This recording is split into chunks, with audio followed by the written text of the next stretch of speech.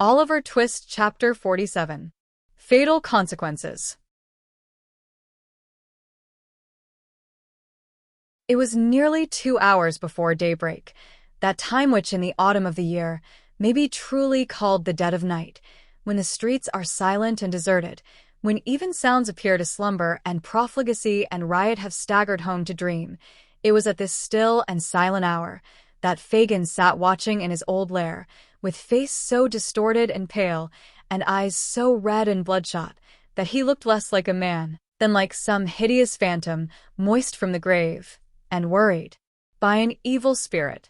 He sat crouching over a cold hearth, wrapped in an old torn coverlet, with his face turned towards a wasting candle that stood upon a table by his side. His right hand was raised to his lips, and as, absorbed in thought, he bit his long black nails, he disclosed among his toothless gums a few such fangs as should have been a dog's or a rat's. Stretched upon a mattress on the floor lay Noah Claypole, fast asleep. Towards him the old man sometimes directed his eyes for an instant, and then brought them back again to the candle, which with a long burnt wick drooping almost double, and hot grease falling down in clots upon the table, plainly showed that his thoughts were busy elsewhere. Indeed they were. Mortification at the overthrow of his notable scheme, hatred of the girl who had dared to palter with strangers, and utter distrust of the sincerity of her refusal to yield him up, bitter disappointment at the loss of his revenge on Sikes, the fear of detection and ruin and death, and a fierce and deadly rage kindled by all.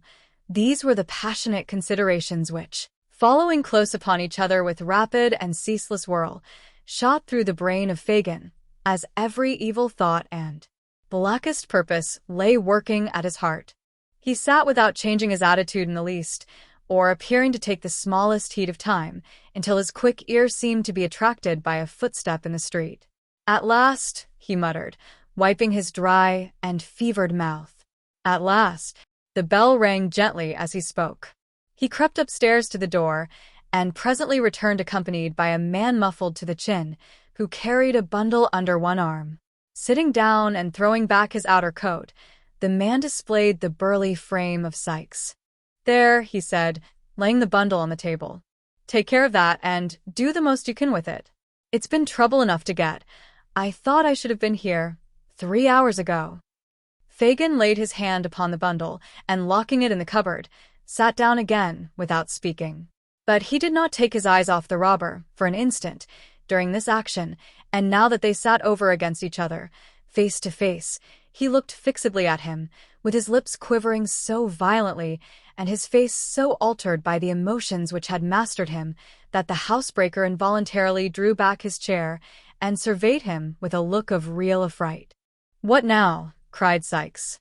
"What do you look at a man so for?" Fagin raised his right hand and shook his trembling forefinger in the air, but his passion was so great that the power of speech was for the moment gone.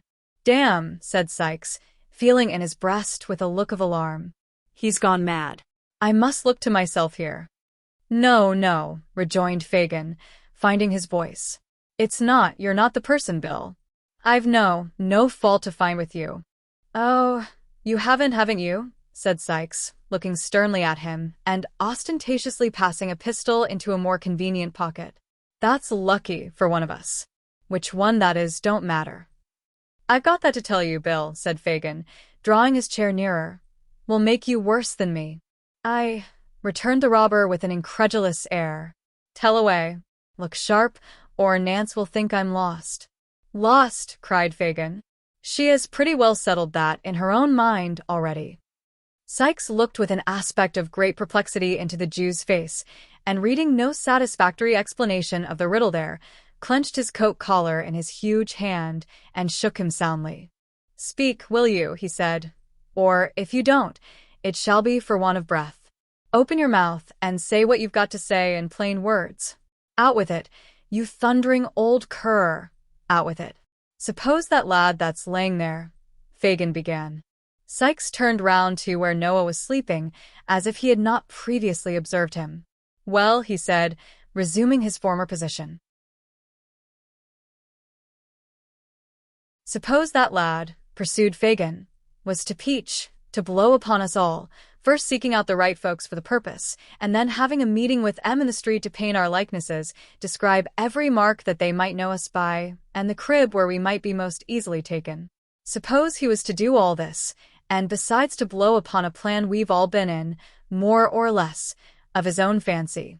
Not grabbed, trapped, tried, earwigged by the parson and brought to it on bread and water, but of his own fancy, to please his own taste, stealing out at nights to find those most interested against us, and peaching to them. "Do you hear me?" cried the Jew, his eyes flashing with rage. "Suppose he did all this, what then?" "What then?" replied Sikes, with a tremendous oath. "If he was left alive till I came, I'd grind his skull under the iron heel of my boot into as many grains as there are hairs upon his head." "What if I did it?" cried Fagin almost in a yell. That knows so much, and could hang so many besides myself." "I don't know," replied Sikes, clenching his teeth and turning white at the mere suggestion. "I'd do something in the jail that you'd get me put in irons, and if I was tried along with you, I'd fall upon you with them in the open court, and beat your brains out afore the people." "I should have such strength," muttered the robber, poising his brawny arm, "that I could smash your head as if a loaded wagon had gone over it." "You would?" "Would I?" said the housebreaker. "Try me. If it was Charlie, or the Dodger, or Bet, or—" "I don't care who," replied Sikes impatiently.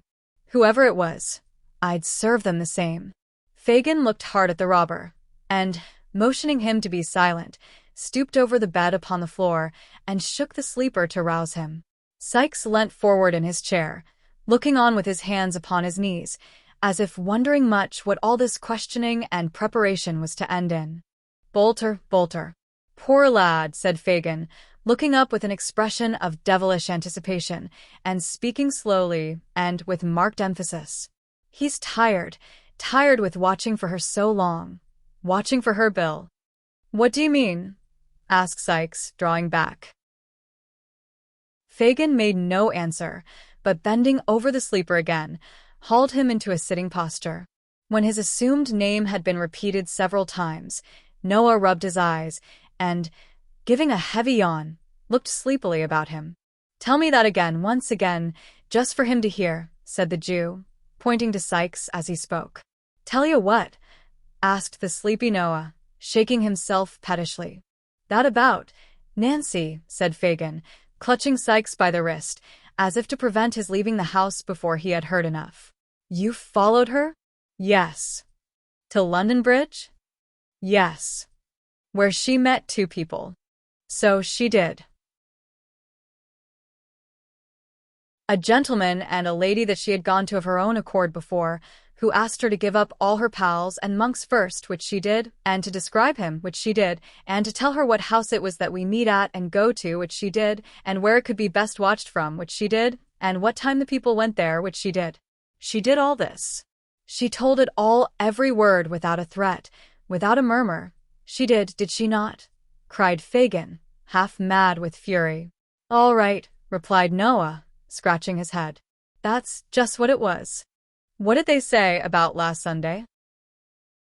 "About last Sunday?" replied Noah, considering. "Why, I told you that before." "Again." "Tell it again," cried Fagin, tightening his grasp on Sikes, and brandishing his other hand aloft, as the foam flew from his lips.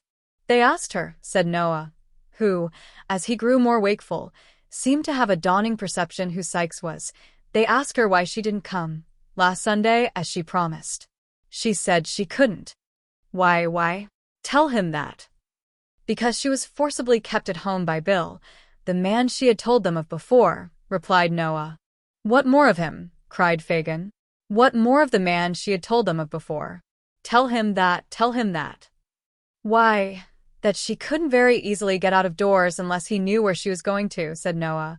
"And so the first time she went to see the lady, she, ha, it made me laugh when she said it, that it did. She gave him a drink of laudanum." "Hell's fire!" cried Sikes, breaking fiercely from the Jew. "Let me go!" Flinging the old man from him, he rushed from the room and darted, wildly and furiously, up the stairs. "Bill, Bill," cried Fagin, following him hastily. A word. Only a word. The word would not have been exchanged, but that the housebreaker was unable to open the door, on which he was expending fruitless oaths and violence, when the Jew came panting up. "Let me out," said Sikes. "Don't speak to me. It's not safe. Let me out, I say." "Hear me speak a word," rejoined Fagin, laying his hand upon the lock. "You won't be—" "Well," replied the other, "you won't be too violent, Bill?" The day was breaking, and there was light enough for the men to see each other's faces. They exchanged one brief glance. There was a fire in the eyes of both, which could not be mistaken.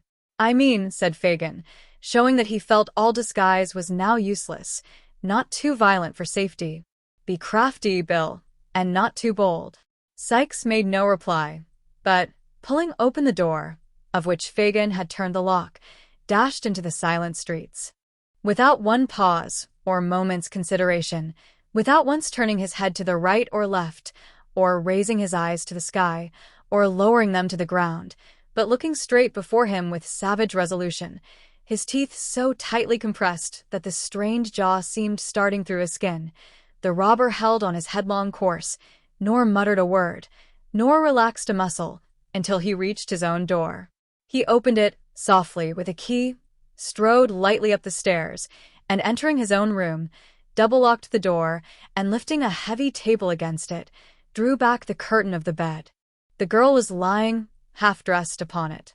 He had roused her from her sleep, for she raised herself with a hurried and startled look. "Get up," said the man. "It is you, Bill," said the girl, with an expression of pleasure at his return. "It is," was the reply. "Get up." There was a candle burning, but the man hastily drew it from the candlestick and hurled it under the grate. Seeing the faint light of early day without, the girl rose to undraw the curtain. "Let it be," said Sikes, thrusting his hand before her. "There's enough light for what I've got to do." "Bill," said the girl, in the low voice of alarm, "why do you look like that at me?" The robber sat regarding her for a few seconds with dilated nostrils and heaving breast, and then, grasping her by the head and throat, dragged her into the middle of the room, and looking once towards the door, placed his heavy hand upon her mouth. "Bill, Bill," gasped the girl, wrestling with the strength of mortal fear. I won't scream or cry, not once. Hear me, speak to me, tell me what I have done." "You know, you she-devil," returned the robber, suppressing his breath. "You were watched tonight. Every word you said was heard." "Then spare my life for the love of heaven, as I spared yours," rejoined the girl, clinging to him. "Bill, dear Bill, you cannot have the heart to kill me. Oh, think of all I have given up, only this one night for you. You shall have time to think and save yourself this crime. I will not loose my hold. You cannot throw me off. Bill, Bill, for dear God's sake, for your own, for mine, stop before you spill my blood. I have been true to you, upon my guilty soul, I have." The man struggled violently to release his arms, but those of the girl were clasped round his, and tear her as he would, he could not tear them away. "Bill," cried the girl, striving to lay her head upon his breast, "the gentleman and that dear lady told me tonight of a home in some foreign country where I could end my days in solitude and peace. Let me see them again, and beg them, on my knees, to show the same mercy and goodness to you, and let us both leave this dreadful place, and far apart lead better lives, and forget how we have lived, except in prayers, and never see each other more. It is never too late to repent. They told me so, I feel it now, but we must have time, a little time." The housebreaker freed one arm, and grasped his pistol. The certainty of immediate detection if he fired flashed across his mind even in the midst of his fury, and he beat it twice with all the force he could summon upon the upturned face that almost touched his own. She staggered and fell, nearly blinded with the blood that rained down from a deep gash in her forehead, but raising herself, with difficulty, on her knees, drew from her bosom a white handkerchief, Rose Maylie's own, and holding it up, in her folded hands, as high towards heaven as her feeble strength would allow, breathed one prayer for mercy to her Maker. It was a ghastly figure to look upon. The murderer, staggering backward to the wall and shutting out the sight with his hand, seized a heavy club and struck her down. Like